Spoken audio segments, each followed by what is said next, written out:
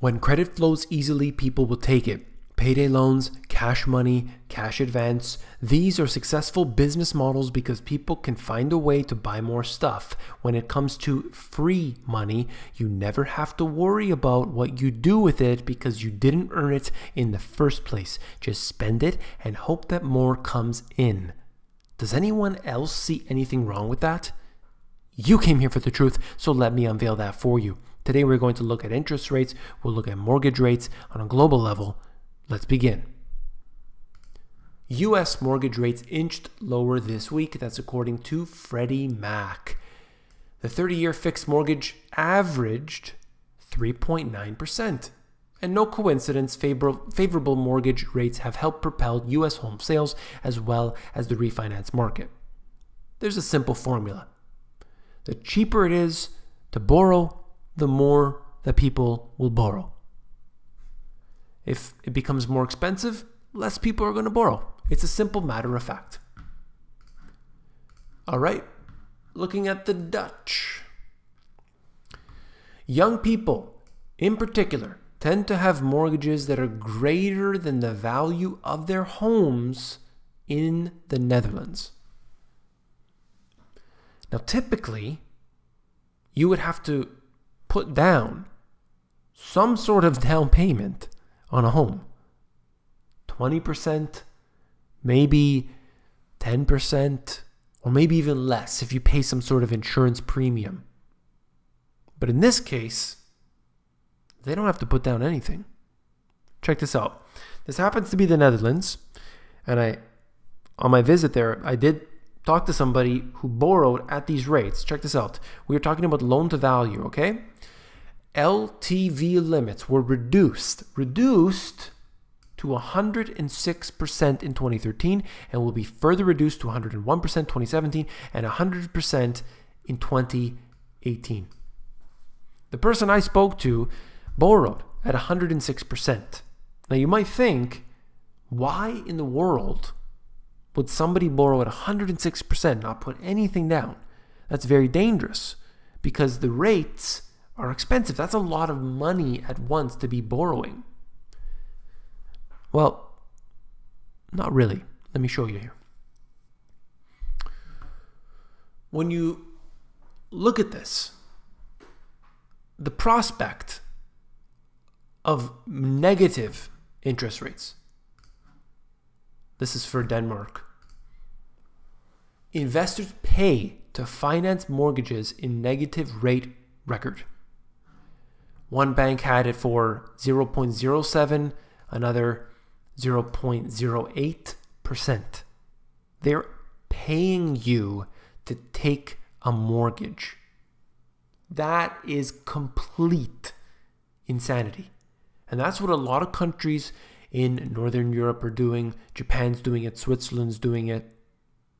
They're essentially saying, we will pay you to take the mortgage. So you're getting your home.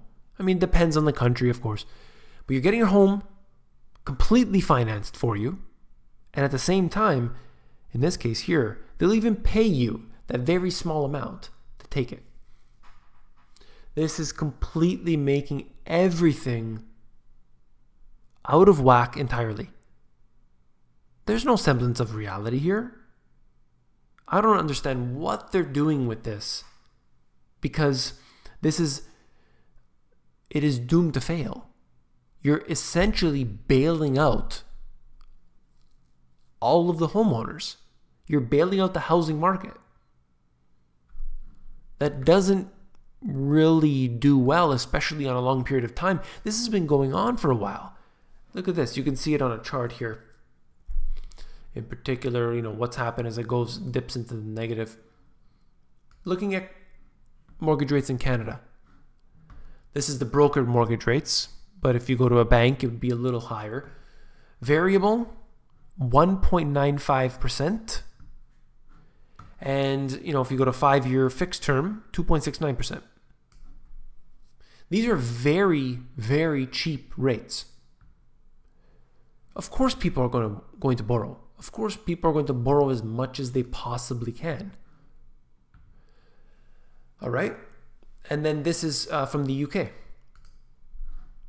write down here 64% of new mortgages were fixed over 2 years compared with 29% over 4 and 5 years.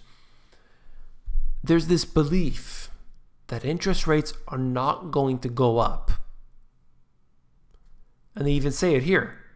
If you're worried about rates rising, which some countries have been doing this, then you would lock it in. You would try to get in a 5-year, for sure, 5-year. But no, what they're doing instead is going for the 2-year, and they're saying, I hope interest rates go down from here, and then we'll get in at that point. Big mistake. Big mistake. Lock it in. Fixed rate mortgages don't get variable. And even though you might end up doing better if you got that variable, it's not worth it. You can sleep soundly at night knowing what your payments are going to be, knowing what you need to spend. And then very quickly, I covered this on another video. I won't get into it in detail. But essentially in China, they're bailing out the entire housing market as well. Last year, 18% of the market, the real estate market, all residential floor space, 18% of it was purchased by the government. And in this year, so we'll see what the statistics end up with. Hopefully we can get that. It could be 24 this year, 24%. So you're looking at a quarter of all homes that are purchased in China are being bought up by the government. And they're essentially saying, look, we'll buy it now, we'll resell it later. It's a public works project. It's a bailout. But you're not allowed to call it that, or else people give you thumbs down. Now, after all this, right? So I've been talking now for a few minutes. You've heard it all before. But the one consideration that the average person doesn't know, and even the average person who claims to be informed doesn't know.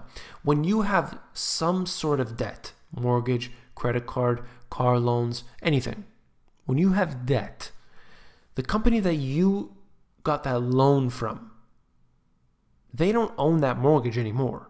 You get a statement from, you might get a statement from that company where you borrowed from. Might say bank 123. Okay, I have my details on this page. Everything looks fine. I'll pay my bills and that's it. That's all you know.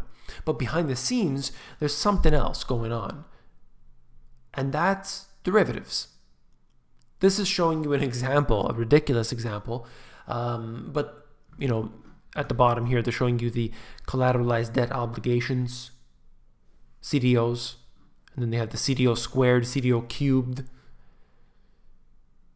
And they're trying to depict it here. I mean, I don't want to get into it at all, and I'm sure many of you do know it. If you don't know what this is all about, go to my free e-course. You just go to my main YouTube channel page. I have a free e-course there. Under the, scroll to the bottom, you'll see it there. I tell you exactly what all this is.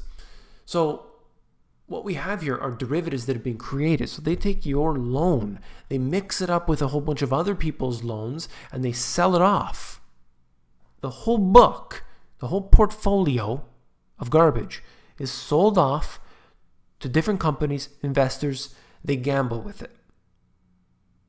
And that's what you don't understand. When you take on debt, you literally fund and fuel this corrupt system. So pay that off as soon as you can. A lot of people would disagree with me on that, but for this reason alone, we need to defund their system. Their system is debt. And the more debt you're in, the more control they have of you. There are ways around this, not the topic of this video. I just wanted to show you how more and more people are getting trapped into the debt, and I think it's a big problem. If you found this video informative, please give me a thumbs up. Last but not least, if you found the video informative, I know you will find my books, The Money GPS, and my newer release, Global Economic Collapse, even more informative. You can actually flip through these books. If you go over to Amazon, they have a look inside feature. It's going to allow you to flip through the pages of these books to see if you like them. Take care.